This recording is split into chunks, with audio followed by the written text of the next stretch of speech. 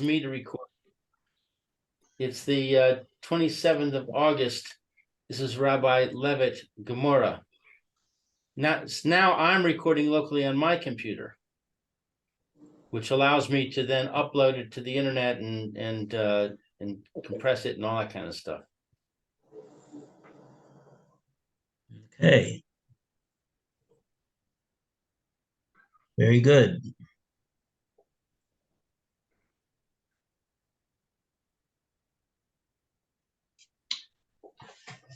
So that would allow somebody who wants to tune in to a shiur to go to the website and get access to the shiur.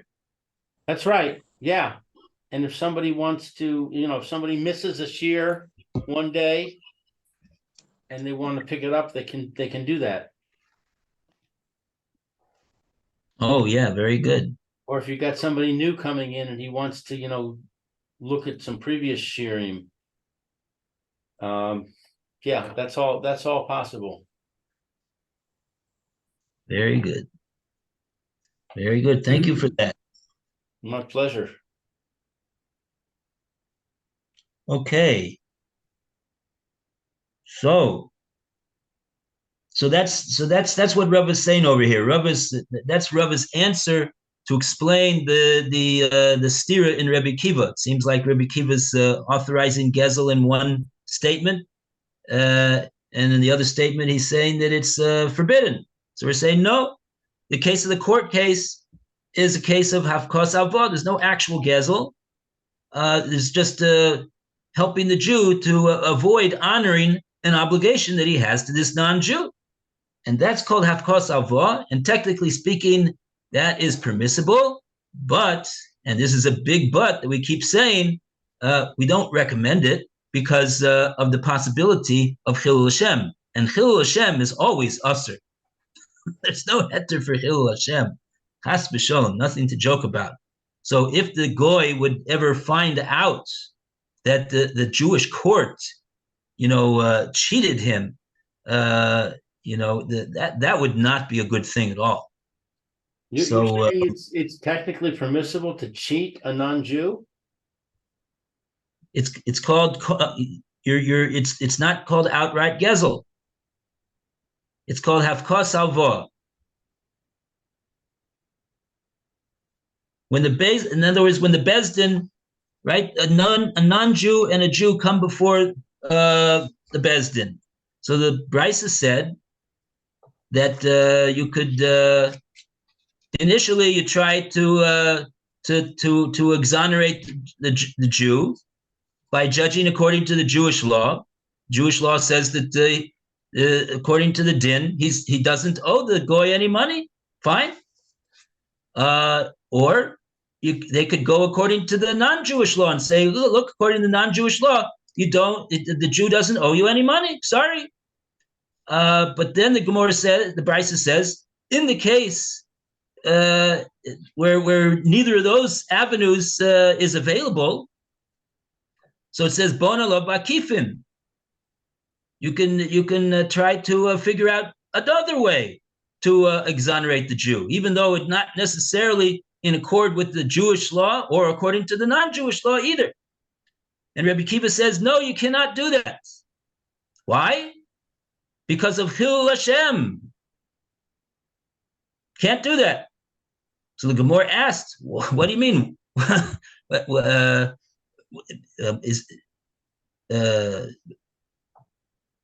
of Chilul Hashem, what about the issue of Gezel? So the Gemara is saying over here that Rav is saying over here, this is not regarded as Gezel. Gezel is that the goy is holding money in his hand and you run over to him and you grab the money away from him. That's called Gezel. But Hafkos Alva is permissible. He has an obligation to him, but if he's able to avoid it without outright thievery, so that'll be permissible. The only problem is that practically speaking, it's basically not something to fool around with, because if the goy finds out that you cheated him, so then that's a chilul Hashem already. So that would be usher. So to take a chance that maybe the goy won't find out, to me, doesn't sound like it would be mutter lechatchila to do.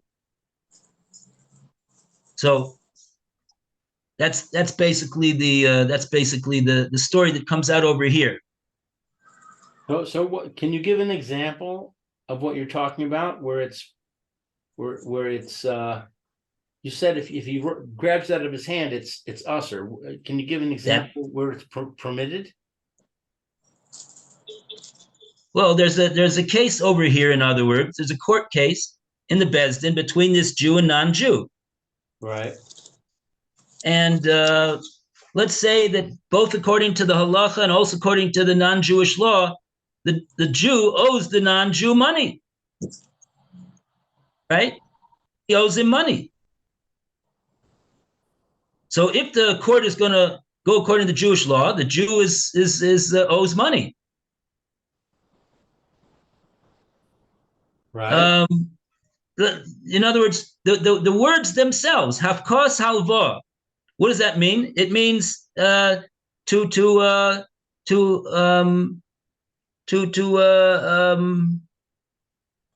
he owes it. He loaned him money. He loaned him money. So is he obligated to pay him back the money? I would assume so. Yeah. Technically, well, if if the non-Jew would ever find out that he didn't pay him the money, and chances are he's going to find out because he knows he didn't pay him the money. So then it'll be usher. But let's say something like this. Let's say actually Rashi gives a case. I think this is the Rashi in the next Rashi.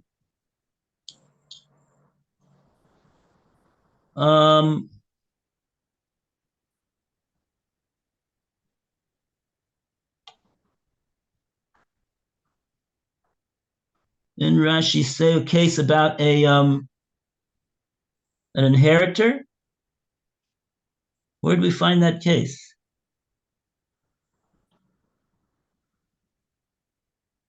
Well, let's this Rashi that we just through reading. This Rashi that we just got through reading. Rashi says, what would be an example of hafkos halva, of not honoring an obligation that one owes? To avoid the tax. Lavriach hameches habe kahafkos halvoso. It's not outright gezel, but there's an obligation there. There's an obligation there that the Jew owes the money to this person to pay this non-Jewish tax collector, and he is so this would be a case of hafkos halvaso. So this is the case where he wears the garment in order to make it seem as though it's not an asset. That would be right. That would be a way that he's gonna, right. So what did we say? What was the din over there? See, actually, the Gemora said,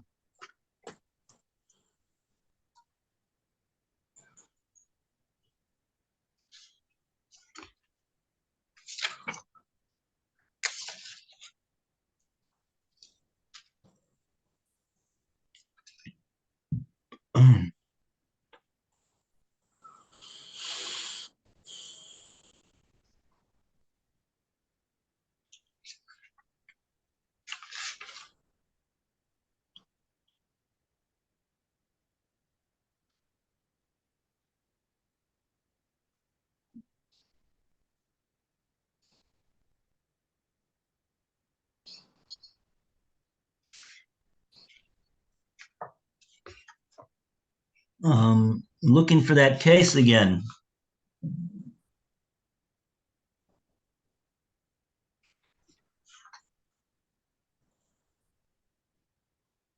There was actually a Mishnah in where was that? A Mishnah in Peah, no? What's Gemora brought? I can't find it right now. In any case, yeah, that's what Rashi is saying over here. Rashi is saying that would be an example of Havkos Alva. That's a case of Havkos Alva.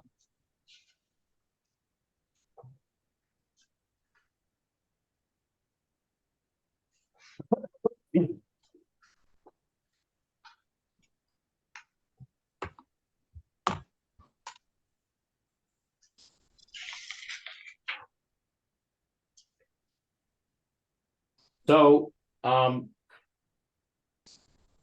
would you say that if the tax collector was a Jew, that it would be forbidden to wear the extra clothing? But if the tax collector is not Jewish, then it's permissible? Yeah. Okay. Right. If a Jew loans you money, it doesn't matter whether they're even if there be no Chil Hashem, even if he would never find out that you didn't pay him back, you're in violation of a Torah obligation.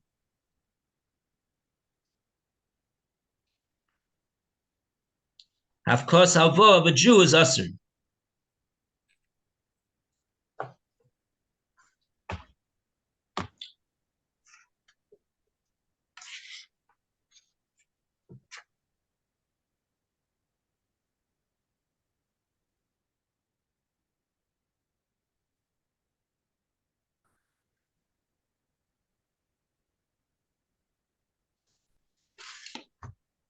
I'll just throw some spice onto the situation. We did say, though, that dinul malchus adina, right? Right. So what needs to be explained, which I don't right now have an explanation for, is that even if we would say that it would be permissible based upon the Havkos Halva to not pay this non-Jewish tax collector, provided that there's no Hilul Hashem, of course. But why is it not usher because of Dinah Malchus Dinah? In other words, the Torah says, like we've been saying, the Torah says Dinah Malchus Dinah, which means that the Torah says you have to honor the law of the king where you're living. And the law of the king says that you got to pay the tax collector, no? Right. So if you're avoiding the tax, and I thought that was the Gemora's question over there.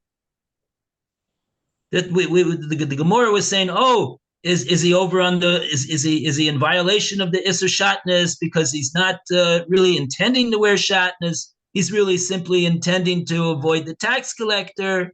And then one opinion says, no, it doesn't matter, even if his intention is not to wear Shatnez to get benefit from Shatnez. He just wants to avoid the tax collector. So, but still, either way, the Gemara says, what about Dinah Malchus Dinah? He's not allowed to avoid this obligation to the tax collector. Even if he's a goy, he can't avoid the obligation.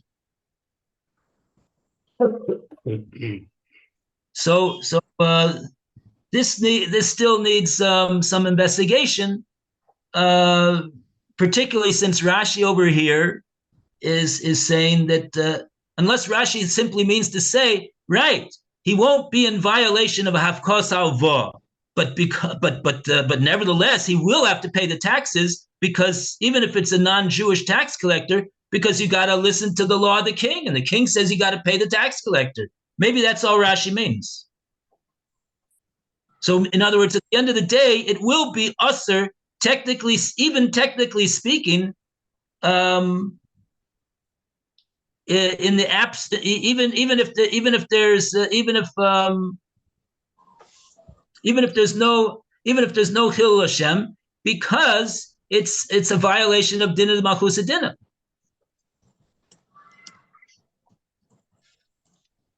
Okay, so that still needs that still, as far as I'm concerned, that's I'm still not. We have to see about how that works out over here. I don't know about that. But it seems to me that the implication that Rashi is saying is that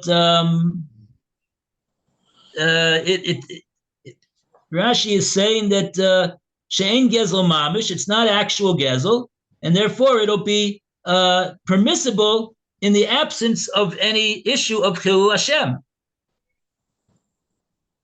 What do you mean, Rashi? Why is it going to be us? Why is it going to be permissible as long as there's no Chilul Hashem? There's Din Malchus Adina. That's the reason why you can't do that. And especially right after that, he mentions and to avoid the tax collector would be an example of Hafkos Alva, of avoiding an obligation that he owes to a non-Jew.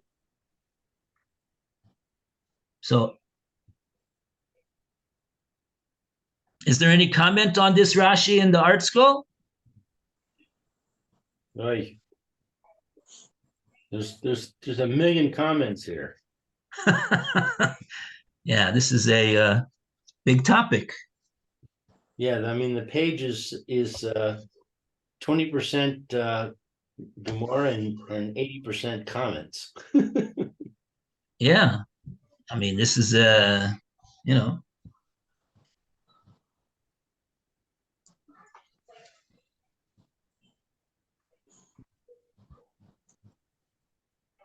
The comment on note 12 on 113b2 says that it's retaining, when it's talking about retaining payment that is due him. The Gemara had assumed all along that withholding payment is the equivalent of stealing. Rava, however, distinguishes between them. In his view, the Torah forbids only actually stealing from a heathen and not withholding payment. He therefore explains Akiva's first ruling, which states that one must pay a Canaanite rabbi who might steal from him in the future. He'll be allowed to withhold a payment were it not for the matter of desecrating the divine name. But see, this is an underlying presumption here in a lot of these footnotes that the non-Jew is a thief.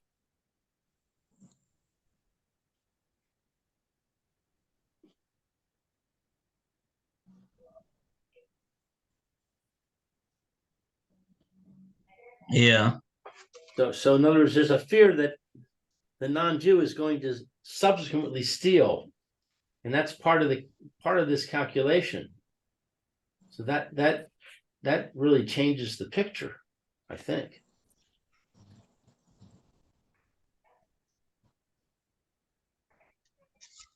Yeah, that's the right. That's the gears of the Gemora, that when they go to the non-Jew and the Jew go to court, the Gemora says that he's a non-Jew who's an onas. Right. So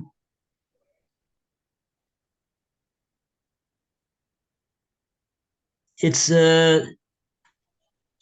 I don't know, what does the Art Scroll say about that? I mean, in my Gemara, that word onas was put in there by the censor. Well, the Art Scroll, like Phil was reading, the Art Scroll says he might steal from him in the future, and that's why it's allowed. Because he might steal from him in the future. Well, why would it? I mean, why would that? and therefore you're allowed to therefore you're allowed to steal from him now because at least like that you'll be even. Okay. No, it doesn't seem logical, but that I don't hear that either. I don't really hear that either. The only thing I would hear is if you are going to be Goris this that he's an onas, means to say he's basically extorted or stolen or swindled money from you already, and you're trying to get it back, and then the Bezdin is going to be able to swindle him back in order to get the money out of him. Of course, he probably won't pay. In any case, if he gets a judgment against a guy like that, but I don't know if that's. It doesn't sound like that's the. Doesn't sound like that's the. To me, the word onas in the Gemora it doesn't make any sense that it's there. It's just a device of the censor, because the Gemara is discussing whether or not Gezel is permissible, and what Phil read, I thought I did hear, was that the Gemara's before we got to Rava, the Gemara thought that, well, to not honor an obligation to a non-Jew would be likewise usher. It would be usher just like Gezel is usher. Both of them would be usher. To not if just like you can't take money away from a non-Jew out of his hand, you also can't if he lent you money, you can't avoid paying it either. But and that was what the Gemara thought originally, even though the Gemara knew that the case of the Bezdin is not really a case of Gezel, it's just a case of helping the Jew to become exonerated, meaning that he's not going to have to pay an obligation that he owes to the non-Jew.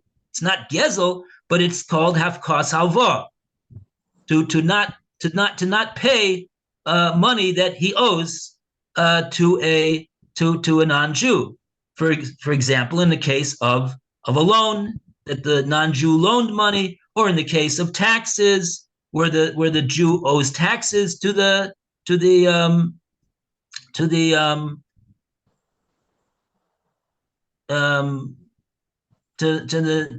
king.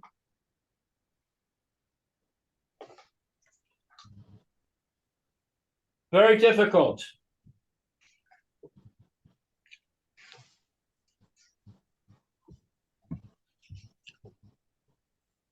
The question would be that we would want to know is, where does it say, what is the Torah source for saying that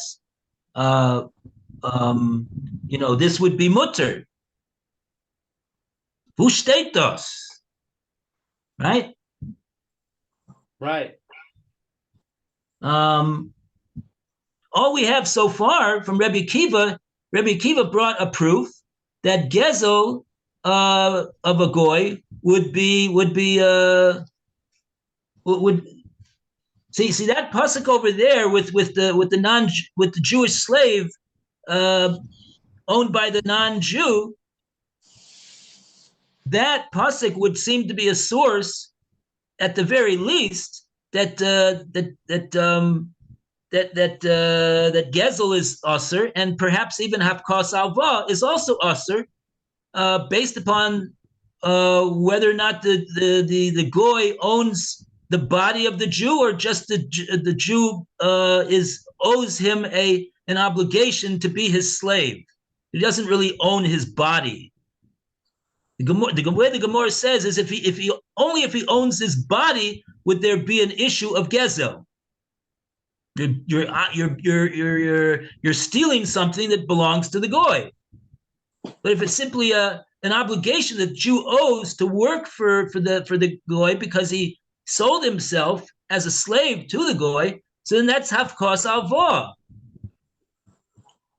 But that's what the other Amora Abaya is tining. a bias tiny from that statement of Rebbe Kiva, we would see that even Hafkas Alva is usher. So if you don't learn like Rava that the Jew's body is owned now by the goy, that pasuk, the way Rebbe Kiva expounds upon it, would seem to be a raya not only that Gezel a goy is usher, but also not honoring an obligation to a goy would also be usher. Right. It's Time just is that. up. Okay. All the Okay. best. Take care. Be well. Thank you, Rabbi. Okay. Okay, everybody, have a great day. Bye. See you, Phil.